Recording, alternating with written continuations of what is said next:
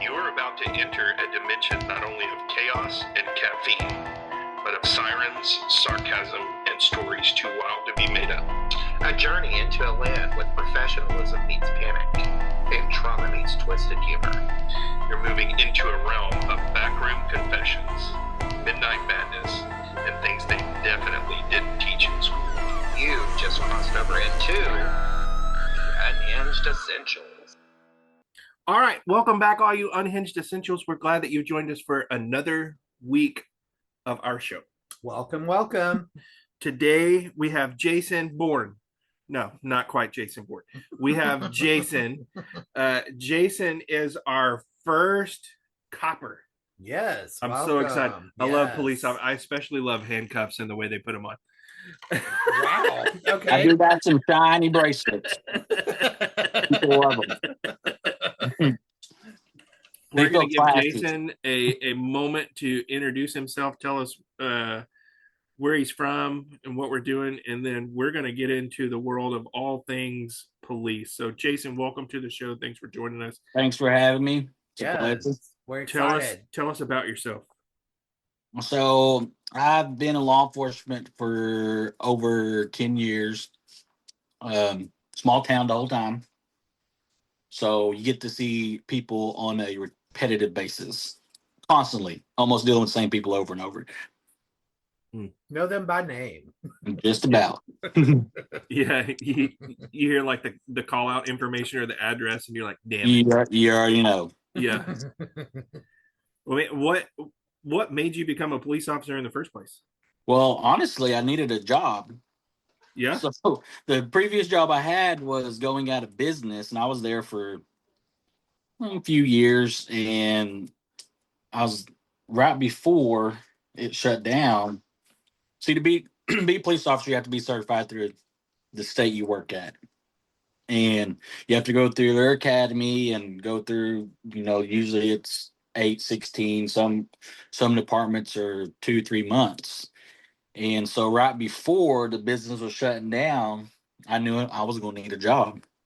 And one of my previous bosses there he was in law enforcement also.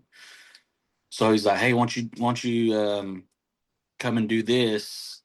You can start as a reserve officer or deputy, which allows you to get pretty much halfway certified through the state. Mm-hmm.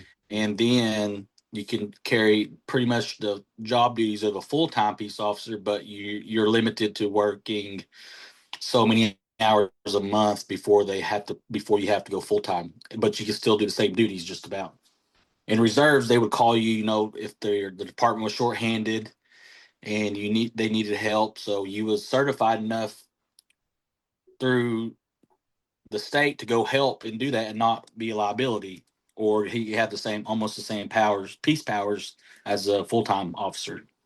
So he's like, start this reserve deal, and you can get your foot in the door, and if you like it, then you can do it, because nobody but my uncle, which lived in Mississippi at the time, was the only peace officer we had in our family.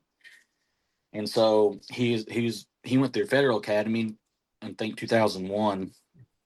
And he did that, so I was like, I don't know. I don't know nothing about no cop. I don't know anything about it. And so I started the Reserve Academy right before the business shut down, and then right as it shut down, I started the academy. I was 2 weeks in, and the department that hired me as a reserve is like, hey, we got a full-time spot. Do you want it?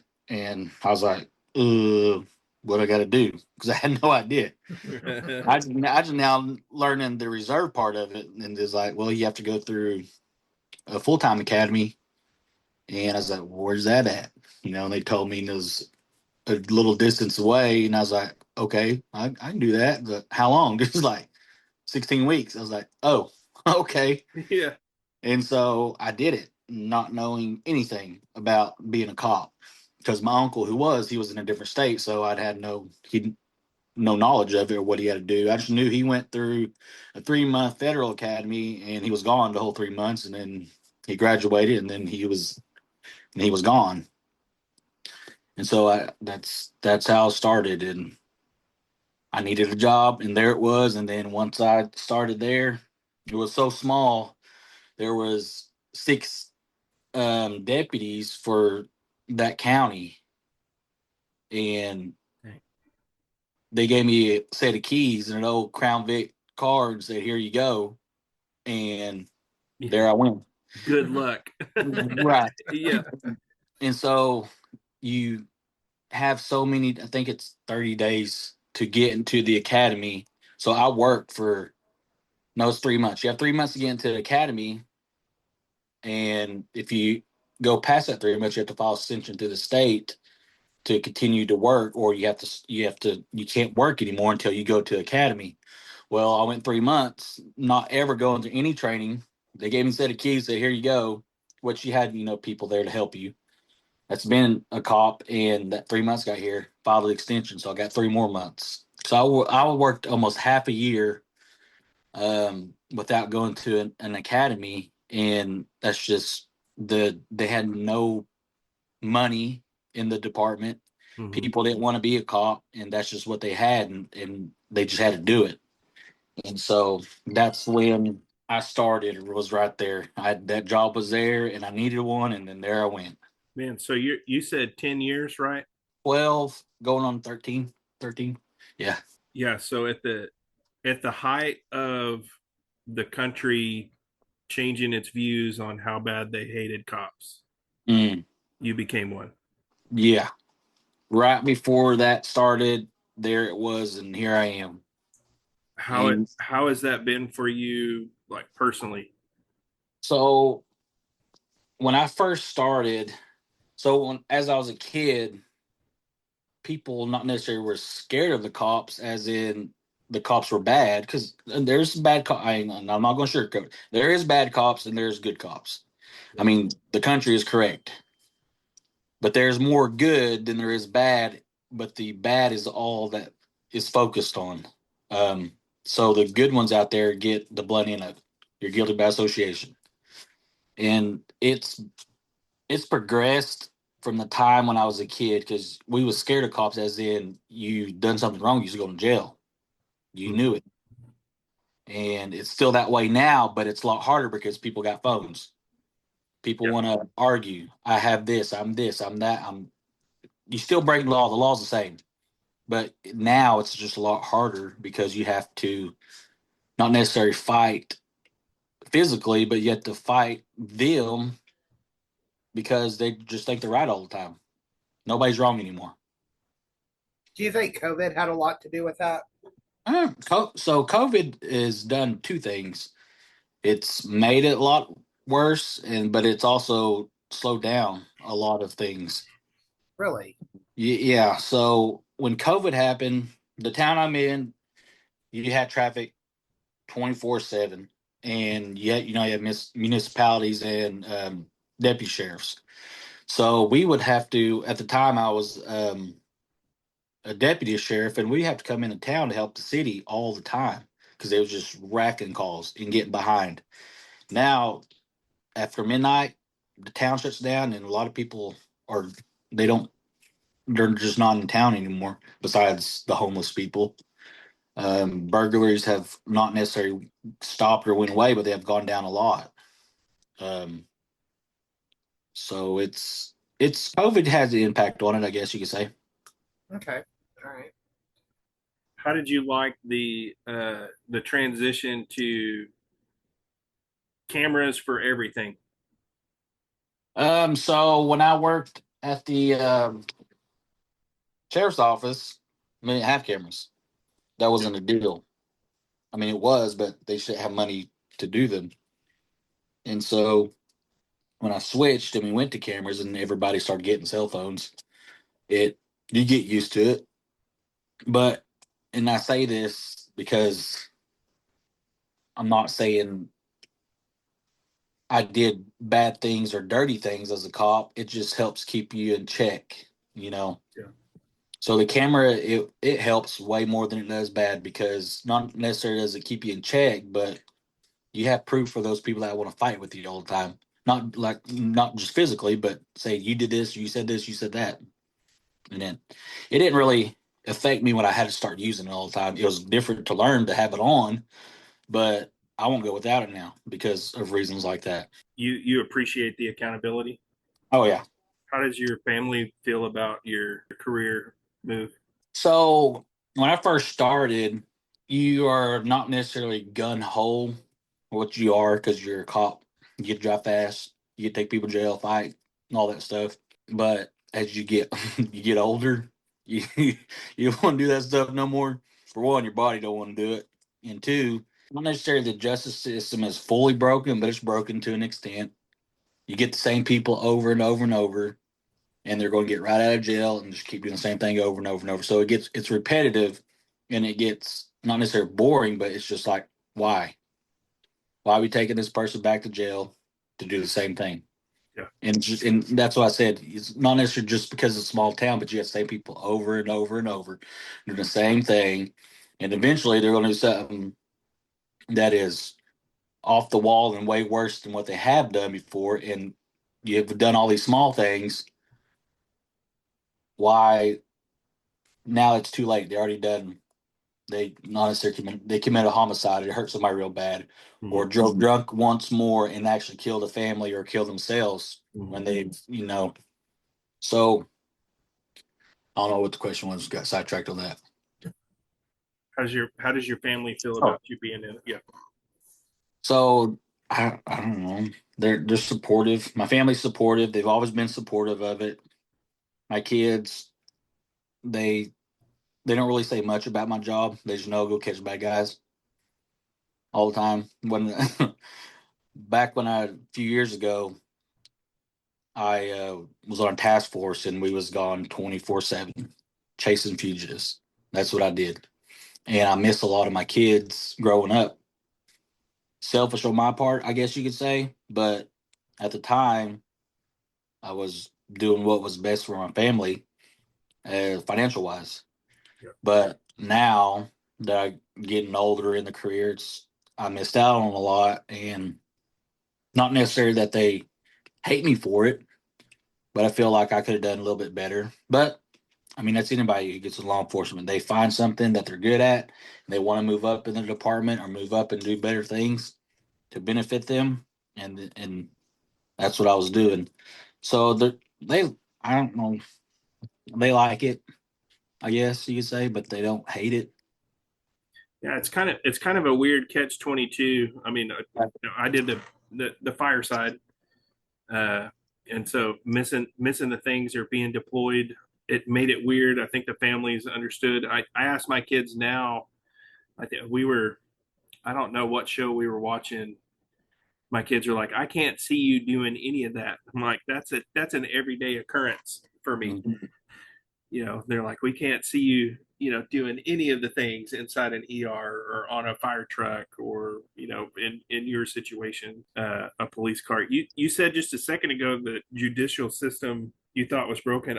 Do you think it, in my personal opinion, I don't think it's the law enforcement side. I think it's just you have really good attorneys that can argue a reasonable doubt, and then that puts that criminal back out with the ability to do. Back into society, yeah. Oh man, I remember sitting in a jury trial for somebody that was up for life, but we had people on the jury that said that they couldn't see them spending more than 2 years in prison because that was enough. And that was enough to get them, in my opinion, pissed off. And then they were still young enough to get out and do something wrong again. And it put not only the public in danger, but man, my brothers and sisters in blue having to intercede and stop the bad things. And does that affect you in your job, or does that affect the guys that you work with in your job? I say guys, the people in your job. Well, a little. And back to the deal, the justice system, it just needs more work. Things need to be done how it's written.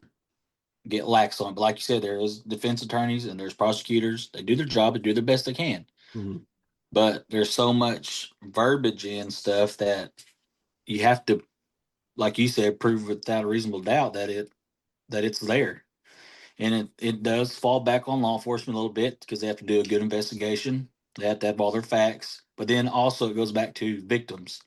Victims have to stick with what has happened. Sometimes victims get up there and they don't want to, or they said, no, this didn't happen. And they'll flip sometimes, and it causes a kink in everything. Defendants sometimes are the same as well. It's kind of like back to what I was saying, that you do the thing over and over and over of the same criminal over and over. But just like you said, you get a good defense attorney, then they can fight your case all day. Yeah. But it does fall back on law enforcement to provide a good case for the prosecutor to take to in front of a jury. So how do we get more good law enforcement guys on the job? Like, I mean, like my son's about to turn 18, and he's trying to figure out if he wants to learn a skill or go to college. Good, solid kid, would do good in anything that he does, and we've got a bunch of those coming out. I mean, he's going to graduate with 800 people in his high school. Big class. So that all falls, not necessarily all falls back. A big part of it falls back on your raising, how you was raised. From time you know good, right from right, and what's wrong from wrong is what, 8 years old, 6 years old. You know what's right, and you know what's wrong. How you raised, that goes all the way into how you're going to be a cop. You know what's right, you know what's wrong. There's no gray. So you have to stand by what you do. So that, how you're raised, how you see police officers or firefighters and EMTs and nurses and stuff has a lot to do. You can't let if you get raised in a bad home, you can't let that dictate your life. A lot of people do. So going into law enforcement, the department you go into has to have a good, strong head. The department I work for he's great. You have to have somebody who'll stand by you, back you up, and be behind you when you go into a situation to where it gets to where they have to fight for you, I guess you could say. Right. So that has a lot to do with it. A lot of the region I work in, a lot of it has not necessarily people get into it for money, but if you get into it for money, you're doing it for the wrong reason, because there's no money being a cop. Mm-hmm. It's tough. When I started, I was making $9 an hour to run a whole county with 6 people. Golly. And then when I was promised 50-cent raise when I got out of the academy, that's how bad it was. Wow. So I don't want that. That scares a lot of people too, because everything costs so much money nowadays. You have to have a good job and make money to provide for your family. So it's just how you was raised, and if you go into law enforcement, you still have to stand by that. You can't let the world or your other coworkers, not saying the coworkers are bad, but you can't let them influence you. If you have a good department head, a good department to work for, and you keep your morals in law enforcement, you'll be good. You'll be a good cop. Don't ever let nobody change you, even as a person, because when you're not working, you're still human. When you're working, you're still human. So when you get off work, you still have to be. I don't let my job keep me from being a dad. Don't let it keep me from being a spouse, a friend, an uncle. Because once you take it off, you still have family at home. Do you find it easy to kind of to switch to turn cop brain off and become a dad? There's days. There's days it's tough. There's days it is easy. Because you deal with a lot on a shift, or you don't deal with anything. Some days you deal with a lot and you go home and your kids are there, and just them running to you when you get home can kill it right there, and you're fine. Some days it don't work that way. But it just has its days. It can be easy, but that's the drive home is what I call wind down. Mm-hmm. You ain't got to worry about anything, but just driving home, getting home gives you a little bit of time to process. It depends on your career also. You get further into your career, you do a lot more. Some people can go 30 years and not ever have a real bad traumatic incident, or have to fire the weapon, or deal with crashes that have infants in them, or do CPR on the infant and be fine. And there's some that will do all of that in 3 years. Hmm. So we've talked about the drive home before. What is your drive home? What does it entail? Do you have a routine? Um, Not necessarily. I can just drive. I just kill everything, turn everything silence. I like to be just quiet. I play music, so that sometimes helps. Sometimes I turn the radio on, but I even that sometimes it's hectic and it just keeps going. So I just like silence. Music is my go-to. Mm-hmm. Turn the radio up. I'm good to go. Listen, I just found a new one. If you listen to the Apple Music iTunes, you need to turn on Bahama Radio. Bahama radio. Oh, What dude, is that thing, that was so badass. I've listened to it the last 2 days coming home. I loved it. But what information, what encouragement, what do you have for your current law enforcement brothers and sisters and the ones looking to become? Looking to become, just like I said earlier, keep your morals. Go in and be willing to learn. You have people that are cops and you get FTO'd and they're assholes. Some of them, they're assholes for reasons they want to keep you alive. When I FTO someone, that's my main goal is to make sure they learn that they go home at the shift, and that's broad also because you always say you want to go home at the end of shift. Sometimes it's a fight. Mhm. Sometimes it's fight to go home. You don't know what's going to happen. So drill it. Officer safety. That's my biggest deal. And you mess up, you're going to hear about it because you ain't going to do it again. And if you keep on doing it, you're really going to hate me because I'm being an asshole. But you're going to remember the next time you're on your own and you do that, you're going to hear me. Oh, I'm not supposed to do that. And it's just simple things. Right? People say it's routine traffic stop, and then you have people say there's nothing routine about a traffic stop. You're right, there's not, but you have a routine every time you go to a car. Mhm. So when that gets broke, you panic. And when you panic, that's when you're at the line of either dying or being alive.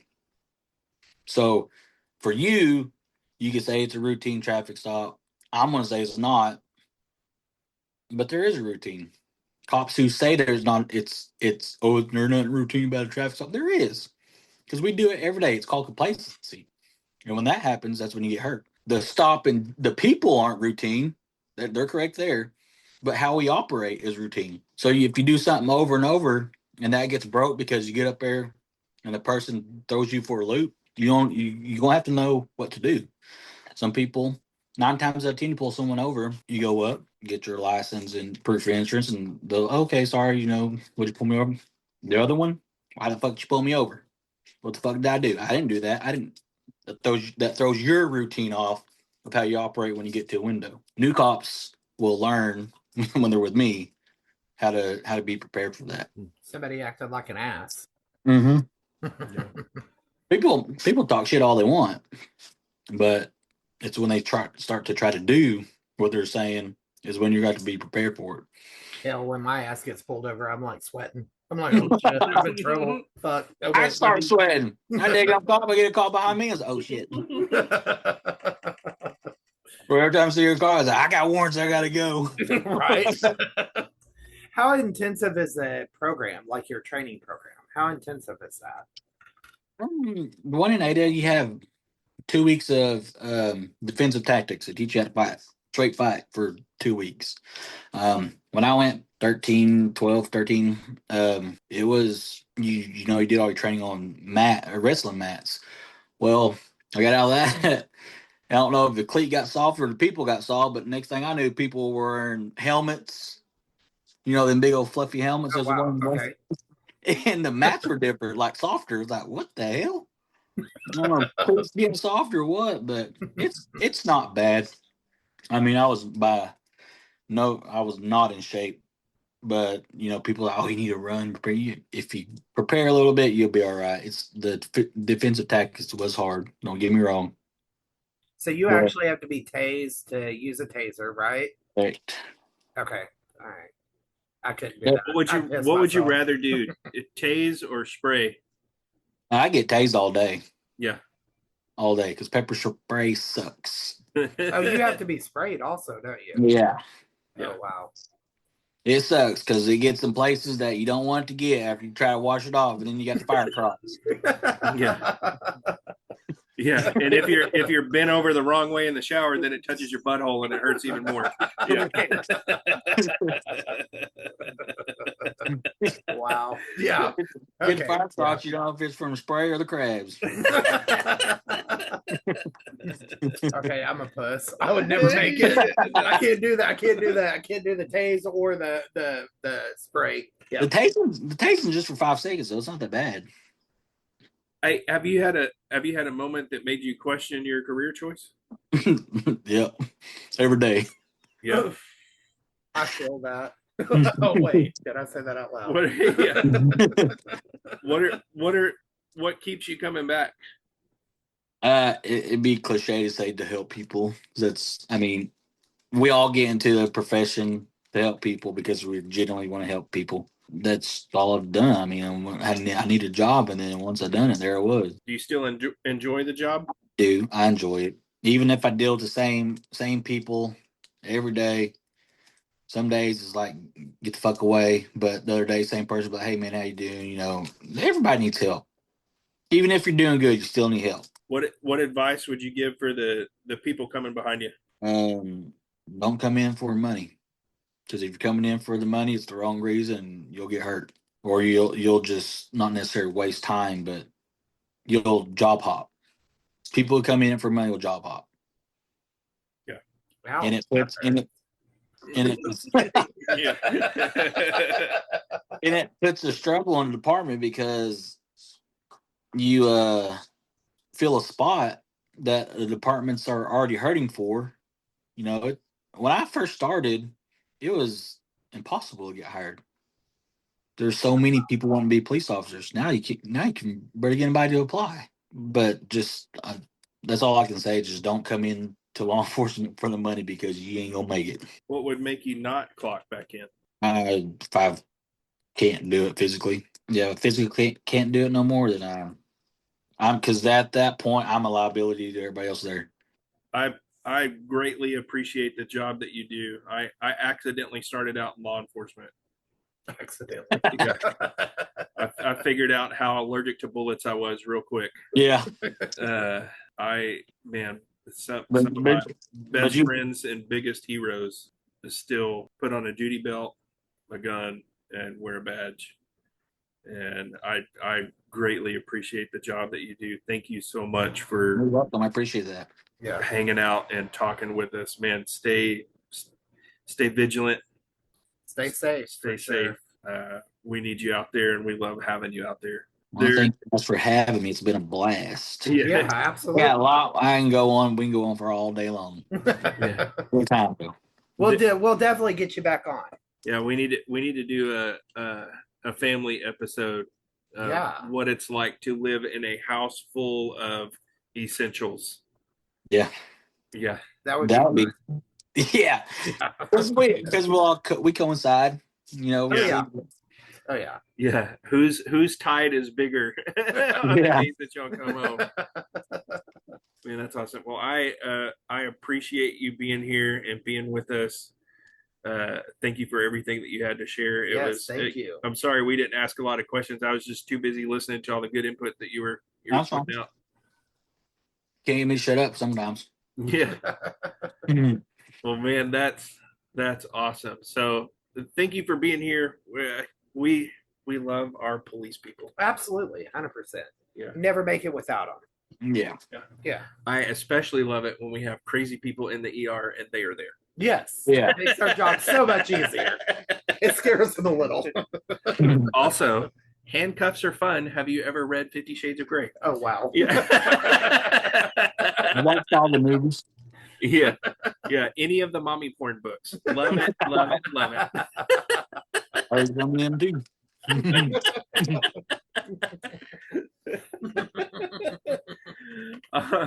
All right. That was Jason Bourne. Yes, Mr. Jason Bourne. I know. Jason Bourne. Love it. Love our law enforcement. Love all of our unhinged essentials. Thank you once again for coming and hanging out with us this week. What do we say? Hugs and cuddles? And kisses. See you next time.